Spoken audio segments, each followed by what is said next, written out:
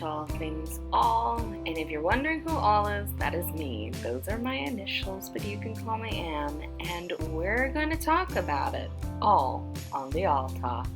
This podcast episode is going to be a little different, mainly because my camera and computer did not want to communicate, and my computer was just acting up, so I lost my footage. So here we go again. Take 2. But this time, this episode's only going to be done with audio. Now, warning, disclaimer, I am not a medical professional, but I am a mother of one, and I have my own experiences, and I have been through a couple of things in my journey through motherhood as a first-time mom. So I am just going to be sharing with you what I have learned and the advice that I have gathered through these wonderful but yet crazy months of being a mom of one. Now, on today's episode, I want to talk about baby registry advice and how to survive the newborn trenches, because lately a lot of people in my circle and in my group, a lot of people have been getting pregnant and having babies, and in the past year I have seen more baby registries than I have my entire life. And I have a few thoughts and a few opinions and a few little pieces of advice for first-time moms. Now, if this is not your first rodeo with dealing with baby registries and just babies in general, this really isn't for you. This is for people like me that didn't really know what to expect, and we were kind of just figuring out as life went on. Now, when it comes to baby registries, I'm only going to address 2. And the reason for this is because I'm only really familiar with these 2 particular ones. Now, if there's any others out there on the market, I have no idea. I am not familiar with them. But the 2 that I am familiar with is Babylist and Amazon. And those are 2 I will be talking about, the pros and the cons in my opinion.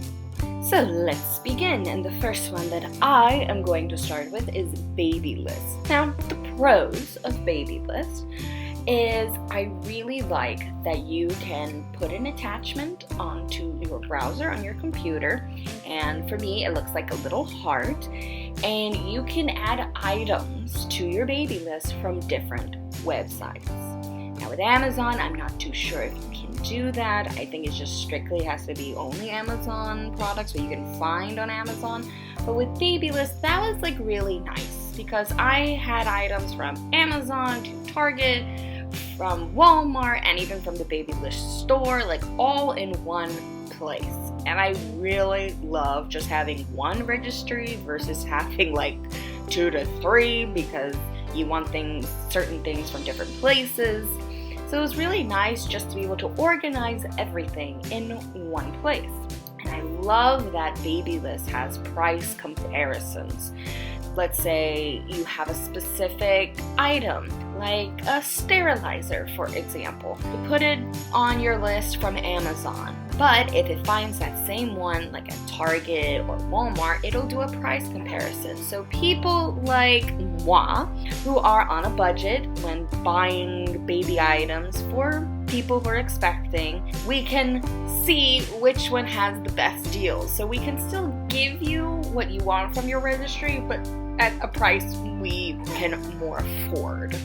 Now for us first-time moms, where we're kind of thrown into this and not really knowing where to start, one thing I really love about Babylist is it gives you a checklist of like, these are suggestions. If you start here, you're gonna get the broad sense of what you need. And that was really nice, especially for me because I, yes, had taken care of babies and held babies and changed diapers, but I didn't really know everything that involved with preparing for a baby. Another thing that I like is when going through the checklist, after you've completed a certain percentage of it, you get a free baby box of little samples, everywhere from creams for mama, to take care of herself postpartum, to creams for baby, to like a little onesie and bibs, little bibs for the baby. And I also love that Babylist helps you get a free breast pump with insurance through the website, which is what I did, and it was really nice because breast pumps out there are expensive.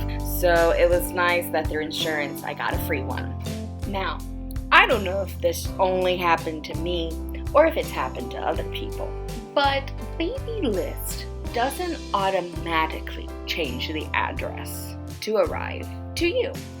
For example, if you have an item like a stroller that's going to be found on Amazon and bought from Amazon, Babylist takes the buyer to the website, the Amazon website. And the buyer is the one who has to change the address to the one you've selected for your gifts to arrive. It doesn't automatically change it for the buyer like it does on Amazon. If your registry is on Amazon, it will keep your address private. Babylist, your address is not really private. But on Amazon it is, and people can literally just select your name and then whatever gift they buy gets sent to you. But not with Babylist. The person has to go and change the address. Now, my group of people that I sent my baby registry to somehow didn't understand this, and the amount of times people came to me and said, why is it being delivered to me? I want it to be delivered to you. And I would have to say, well, you have to go and physically, manually change the address to mine. Somehow wasn't computing in their brains. It was too much for them to understand that. So the amount of people that just sent me money and I bought off of my registry, it wasn't just one or two, okay? I am talking like 10 plus. It was a little ridiculous. And I was the type that I wrote emails updating people. Registry's coming out soon, announcement that it's a boy. And in my emails, I was very detailed about the registry, like the address is going to be provided. For baby number 2, I am going to use Amazon just because it keeps the address private and it automatically, has it there for people to select, because I am not going through that hassle of explaining something that should be common sense to people. And one thing I've learned from baby registry and dealing with people is common sense is not very common. Another thing that I like about Babylist is that the way they categorize looks nicer on their website, I think. And there's even a section for like stuff that's been purchased. However, this was also another thing that apparently was confusing to people. I don't know why. People would look at the purchased and be like, oh, well, somebody already bought you diaper rash cream, for example. And they're like, oh, I wanted to also buy a diaper rash cream. Well, if I had put that I needed 4 of a particular diaper rash cream, of course, if somebody has bought one, that's going to be in the purchase, but it's still also going to show in what's needed. Apparently this was too complicated for people to understand. So that's another reason why I'm also going to go with Amazon. Just the simplicity of Amazon, I think it's best for my circle of people, apparently. But if your circle of people are like tech savvy or work on computers for a living or just have common sense, Babylist is a nicer looking website. Now, one little piece of advice for when you are building your baby registry, whether you decided to do it through Babylist or through Amazon, one major thing that you should do is what I did. Nobody told me to do this, but it was a friend of mine, one of my best friends, who texted me and was like, if you want, I can spend some time on FaceTime with you and go through all the stuff that I found useful, found wasteful, or didn't realize I would need. It dawned upon me, I was like, hey, yeah, I should probably ask someone who has been through this, see what's new out there, what, stuff my mom didn't have when she was raising me. So that's my big advice, is ask a seasoned mama. I would do a range of different mamas, of one that are like me, which is we only have one child. We're going through all of this for the first time, and what we found useful, what we found stressful as first-time moms, especially if you also are going to be a first-time mom. And I would definitely ask mamas who have like 2, 3, 4. I even know mamas who have 5 kids. Ask them what they have learned through the years, what they found useful. I have limited space, so I didn't want a lot of junk and extra stuff that I didn't need. So I would ask them, how do I keep things simple but yet useful and helpful? And their feedback was really great. And they were like, yeah, don't waste your stuff with all this other, it looks nice, it's fancy, but really all you need is this. I would definitely ask seasoned mamas, and some of us getting seasoned mamas. Part of when you are creating your registry that would be helpful in the future is actually creating your network of women that you trust. And you will definitely thank yourself postpartum for this. And what I mean by network of women you can trust is you can trust their advice. You can trust what they say, because when you're in the newborn trenches and you're struggling because your brain is going to be fuzzy with sleep deprivation, you're not going to always think straight. So you need to be able to go to your group of women that you can be like, hey, I'm struggling with this. What's your advice? What did you do? Did you also go through this? And you'll realize, yeah, we all went through the same transitions. We all went through the same little struggles, or some of us found different ways of dealing with the same thing. And you literally can take your pick. Try them all or ignore it all. It's always up to you. But I definitely used my group of women when I was struggling and being like, I'm running out of ideas. I don't know what to do. Help. Now, these are some things you might want to consider adding to your baby registry that may help you in the newborn trenches, because they definitely helped me. The first one is a cloth wrap. I could not have survived the newborn trenches without my cloth wrap. My son went through, I think, very early sleep regression. I don't think he was supposed to go through sleep regression at a month, but he definitely did. He found it hard to take naps, he found it hard to sleep, and this cloth wrap was the only place he would sleep. That meant it gave me peace and saved my mental health, because at least I had a solution for his cries when he just refused to sleep. Don't get the wrap that you have to make sure there's no twist and it's perfectly straight and equal on both sides. No. Don't get the one you have to do from scratch. Get the one that's kind of already pre-done for you, where the back is just solid and all you have to worry about is the front. Because at 1 o'clock in the morning, trust me, my brain was not in the mood to make sure that the cloth was perfectly straight with no twist. No, I needed something quick and easy, and when a baby is crying and your patience is running low and anxiety is hitting, you want something that's a little pre-made. And for baby number 2, I'm going to put that on my registry again, because honestly, would like a new wrap, because my wrap currently has been through a lot of stuff. Spit up, who knows, even sweat, I don't know. But definitely going to get a new cloth wrap for baby number 2. Second one is pacifier. My son is one that it just depends on the week. There's some weeks he wants a pacifier. There are other weeks, oh no, get that disgusting thing away from me. I don't know if your baby's gonna want a pacifier.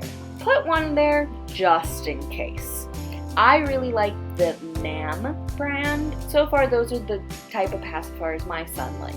One thing I've learned with babies is you need to be willing to experiment.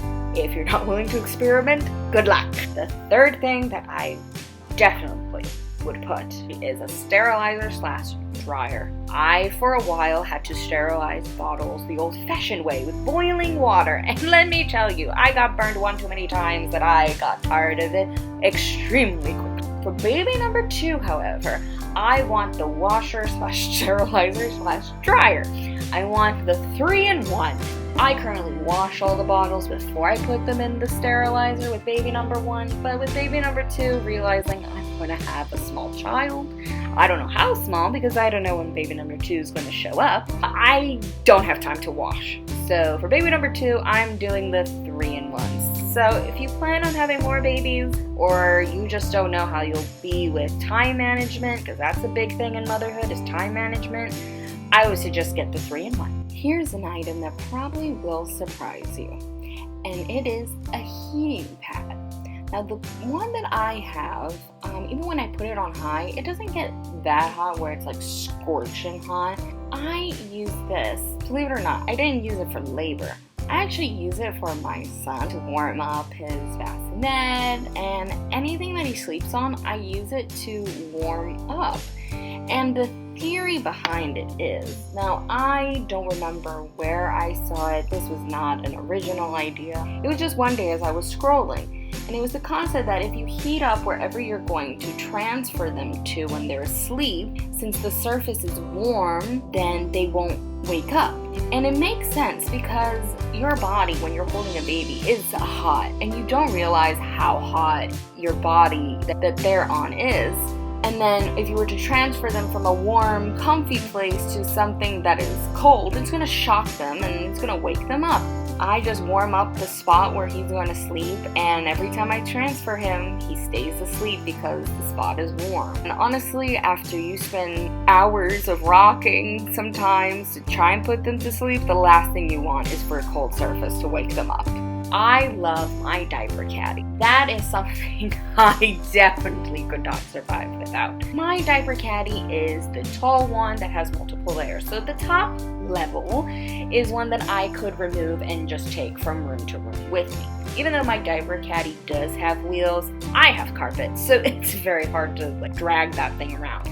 But the top part, that's where I keep all the diaper stuff. On level number 2, that's where I keep my backup diaper. When he was a baby, I kept his formula, like those pre-made formula bottles, that's where I kept those.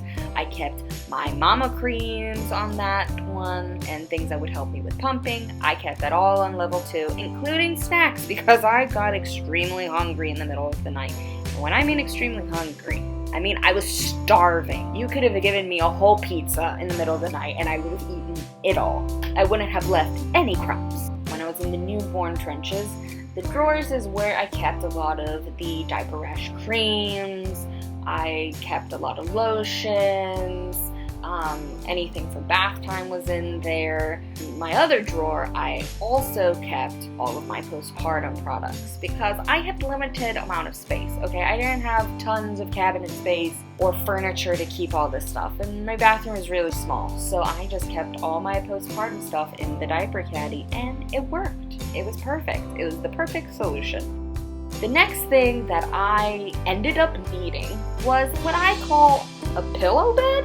I don't know the technical term for it is, but that's what I've always called it, is his pillow bed. My son hated the bassinet, and we didn't really have a bassinet. Ours was more a pack and play / bassinet. He absolutely hated the hard surface. Don't blame him, I would too. But that meant he didn't want to sleep. And then about a week or 2 in, he developed acid reflux. I could just tell every time acid reflux would happen, he would just be so uncomfortable and so unhappy that laying down was not an option. So I would end up holding him, because that's also what the pediatrician said, that after every feeding, hold him for 15 minutes to help with acid reflux. Well, when you are sleep deprived at 2 in the morning, 15 minutes feels like an eternity. So Desperate Mama here went on Amazon and found this. And it's at a 15-degree angle, so it's meant to keep down the acid reflux and help prevent spit-ups. And I will say, when I put my son in that, his acid reflux drastically decreased, barely had any spit-ups, and he actually liked sleeping in it because it was soft. That's why I called it his pillow bed. My son somehow found the strength to lift his entire upper body and head and want to just hang on the side of it. Now thankfully it was during the daytime when I was watching him when he did this, so ever since then I've put different things on the side where his head is, that if he was to do that again, it would catch his head. I've done it a couple of times now as a bigger baby, and thankfully I've had different things there to catch his head, and I'm just very thankful he's only done it during the daytime and not at night. However, I guess the downside to this is he's very used to sleeping at a 15-degree angle, and he's not really used to sleeping flat. as eventually he's going to need to. So I'm experimenting. My child is trying to roll. He's trying really hard to roll over. Once he gets the hang of rolling over, I'm trying to figure out how to transition him down to sleeping flat. So if anybody has suggestions, I am very much open to it. I have a theory. We'll see how it goes. I'll keep you updated. But that's the only downside to this pillow bed, is that my son's used to sleeping at a 15-degree angle now. Anytime I put him flat somewhere, he thinks it's playtime. So help. Any suggestions? Gladly appreciate it. This next thing is kind of controversial because some people say just use a regular pillow. However, that didn't work for me. And it's the breastfeeding pillow. Now, late nights, sleep deprivation, it was the best because I didn't have to think about, is the pillow in the right way? Is it under my arm correctly? No, I really did love my breastfeeding pillow. I know a lot of mamas don't like it. I do, because without it, I was turning into the Hunchback of Notre Dame. I was turning into Quasimodo. Instead of bringing the baby to me, I was going to the baby, and no, breastfeeding pillow solved that issue for me, and I still use it because my arms get tired, people, and my baby's getting heavy. So my breastfeeding pillow helps support my baby when I'm feeding him to give my arms a break. My baby is getting heavy. Now, if you're deciding to breastfeed, I applaud you. I wanted to breastfeed. However, my breastfeeding journey did not go at all the way I'd hoped, and I barely made it 3 months. And there were many nights where my body didn't want to cooperate, the baby was hungry, and we just had to take out the formula. I would suggest at least having 1 can of formula if you're planning on breastfeeding. It also didn't help that my baby didn't want to latch. I personally love the Pure Bliss Irish Farms formula from Similac, but you do your own research and you put on your registry whatever you would like to feed your baby. And remember, just because you like a certain type of formula doesn't mean your baby will, so keep an open mind also about that. Bottles. One thing I've seen from some women is they put a bunch of different types of bottles on their registry. Now, nipple confusion is a thing. Your baby will get used to one type of nipple and will prefer it. So if you have bottles with different type of nipples, it's not going to work and you're just gonna get frustrated. Baby's gonna get frustrated. Just save yourself the hassle and commit to one type of bottle, one type of nipple, one company. And for me, that was the Philips bottle. When my son did decide to latch on, he wasn't confused between the bottle and me. The nice thing about all of their top is it doesn't matter if you get plastic bottles or glass, they fit on both. Another thing, wipes and diapers and diaper cream. Just put a bunch of that on your baby registry. Now, I understand some people like to do the gender reveal and they're like, oh, if you think it's a boy, bring diapers. If you think it's a girl, bring wipes. And they get a lot of their supply that way. Still, put it on the registry. It's not gonna hurt. My son was in newborn diapers for I think longer than he should have been because he was born so small. So just put a bunch of different type of diapers on there and wipes and diaper cream because you will go through tons of that for the foreseeable future. So just put it on the registry. Now, your diaper bag, the bag you're going to be walking around with the baby when you go to doctor's appointments and the one you should bring to the hospital. Besides your hospital bag, bring the diaper bag just in case you need something or there's an accident like he spits up or you didn't realize the diaper was on wrong and he's peeing through everything or she's peeing through everything, whether you're having a girl or a boy. Bring a diaper bag to the hospital and choose your diaper bag wisely. Now, I made a mistake with my diaper bag because I thought at the time that wherever I went I would have like a nice clean place to put baby because the back of my diaper bag actually folds out into like a little changing place where I could put baby. And I thought, oh, that's going to be great for when we're out and about. With all of the diapers and the creams and all the stuff you need for baby when you're out, my bag gets really heavy. And I have this fear that one of these days I'm going to put the diaper bag on the changing table that's attached to to the wall, and it's going to be so heavy with baby and everything that it's going to rip off the wall. Now that probably is a rational fear, but it's a fear that I have, so I've never done it. And so that part of my backpack is completely useless to me and just taking up space. I would get a big, realistic diaper bag, because now all I use when I'm in public spaces or in the trunk of my car changing my child is something my mother-in-law gave me, which is a cloth piece of fabric, really. One side is waterproof, the other side helps with friction so the baby's not, sliding around. And that's really all I put when I'm in a public stall changing him at a changing table. It's perfect. It works just well. And for baby number 2, I'm definitely getting a different diaper bag.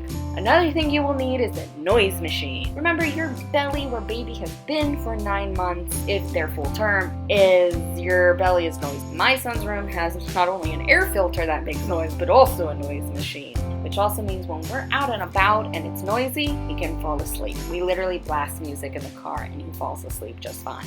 Another trick is when baby is freshly born and you're in the hospital, please don't do the whole whispering thing of, hush, the baby's sleeping. No, talk normal. That way, no matter where you are and whoever is visiting, they'll fall asleep just fine. We didn't, and that was the biggest blessing we had because my son could sleep anywhere.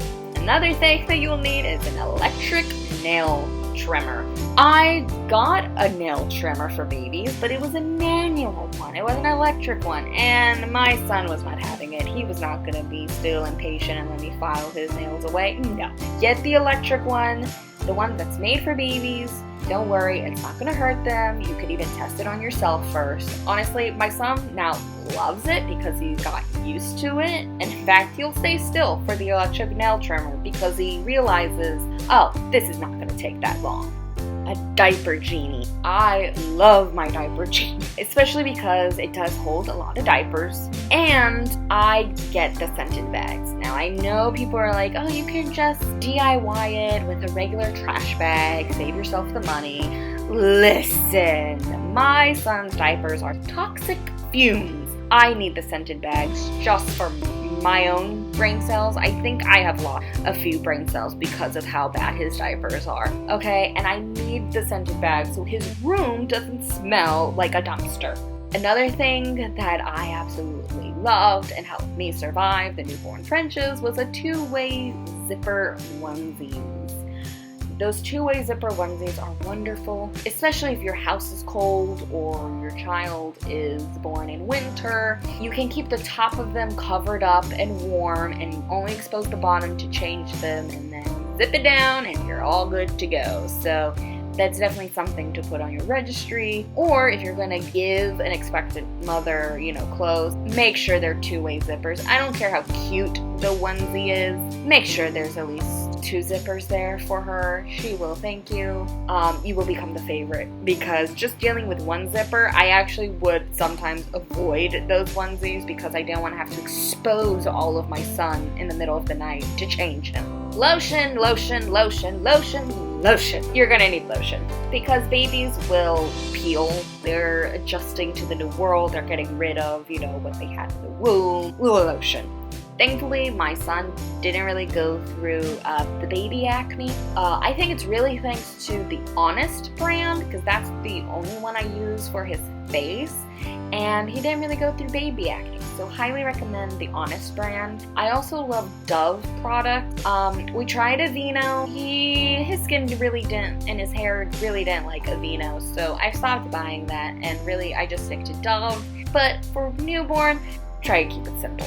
And try to do fragrance-free or something more related with nighttime. For baby number 2, what I would add to my registry is a bassinet that is designed to be up against my bed, because getting out of bed at night when I wasn't wearing baby, it was a lot. And when you're postpartum, your body, you don't want to move. Yeah, it would have made my life a lot easier, and I would have saved a lot of energy if the bassinet was up against my bed. Next time, I'm putting these swaddles that have sleeves and also a little Velcro wrap that you can put to keep, almost like, you would in the hospital with a regular blanket. The reason why I want the sleeves is because my son needed his arms free. He needed to be able to move his arms. If not, he was not going to attempt to sleep. He needed his arms free. But I also wanted to swaddle him. I'm going to put that on my registry for next baby. I'm also not going to focus on items that will need as toddlers. Next time I'm focusing more on items that I need immediately when I bring baby home from the hospital and for like a couple of months. Because my son doesn't even need the sippy cups and the special spoons. I didn't need that at all. And it was just taking up space that I could use for stuff that I really needed at the time. So for my next registry, I'm going to focus more on the baby stuff and not so much stuff for toddlers. I'm also going to get a bottle warmer because prepping the bottles ahead of time was a lifesaver. It saved a lot of time and a lot of anguish of having to hear a hungry baby cry. I would just prep the bottles ahead of time and next time use a bottle warmer instead of my husband having to go and warm the bottles under hot water. Another thing is I'm going to get a small fridge in my room in case baby number 2 doesn't want to breastfeed like baby number 1. That way I can keep the pre-made bottles next to me in the fridge and also to store night pumps and just make my life a whole lot easier than having to walk to the kitchen. Another thing is milk collectors for when I'm at home instead of nursing pads, because if you are planning on breastfeeding, that milk is liquid gold, okay? The amount of milk that those pads collect is incredible. It's a little mind-blowing. So when I'm at home for baby number 2, I'm going to get milk collectors to just save every last ounce I can.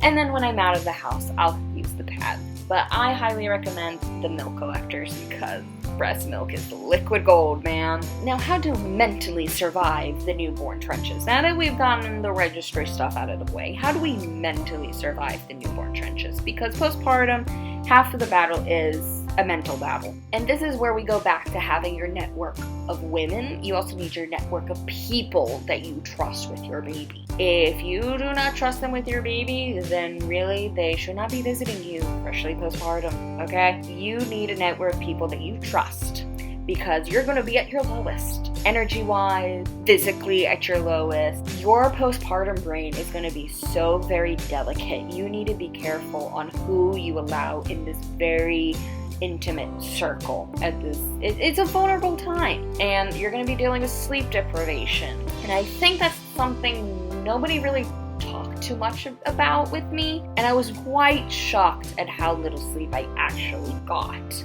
I was so exhausted that when I did sleep and I would have to wake up, my whole body would shake and I would feel this anxiety running through my whole body. And I honestly think it was a little bit of adrenaline from it all.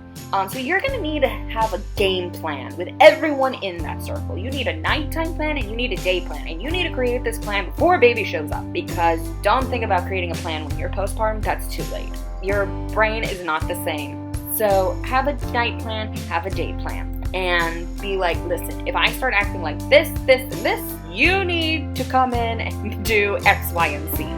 If I start saying stuff like this, you need to do X, Y, and Z. You need to have a day plan, and you need to sit down with everybody in your circle and make sure that they all understand the day and night plan. For anybody who's helping mama, little piece of advice, do not touch her stuff. Do not touch her setup. It might seem disorganized to you and chaotic. Leave it alone. It's what's working for her brain. It's where she has placed it, so that way in the middle of the night when she has to wake up, she knows exactly where it is with her eyes closed. Do not touch it. You'll just make her frustrated, and that's not going to help anything. Do not touch that diaper caddy, okay? Do not touch it. Don't do it. Thank me later. Along with having a circle of people you trust with baby. Now for me, that was my in-laws and my parents and of course my husband.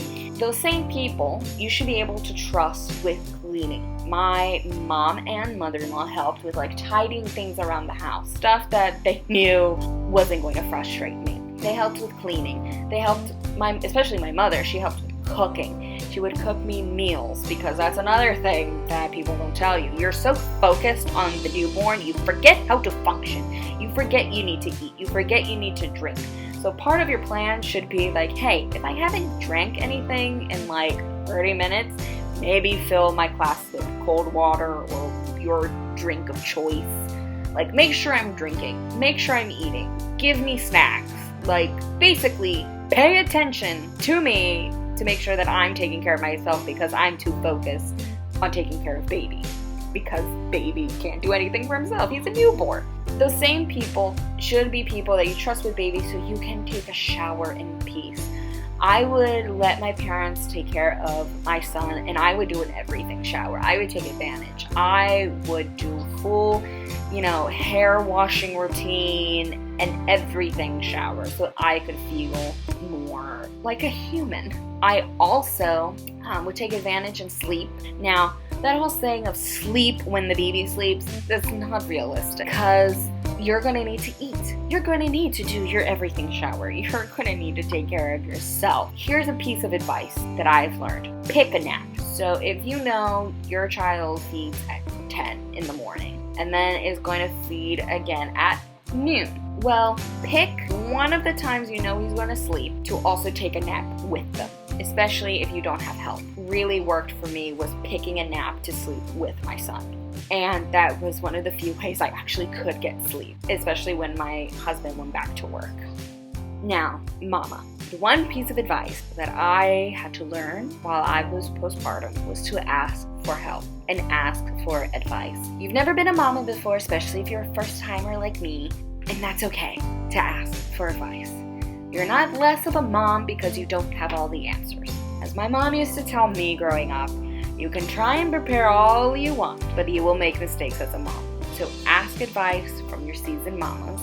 And remember, you are not perfect. You are doing your best each and every day, and that's what matters. And as long as, you try your best, your child knows that they're loved, and they'll feel it, and people will see it through your child. People might say it gets easier. No, it doesn't. It doesn't get easier. What happens is you get tougher, and you get stronger. And we kind of turn into Batwoman, Batgirl, like Batman. We have our utility belt that helps us handle these challenges. And so it doesn't get easier. We just get tougher and we get wiser.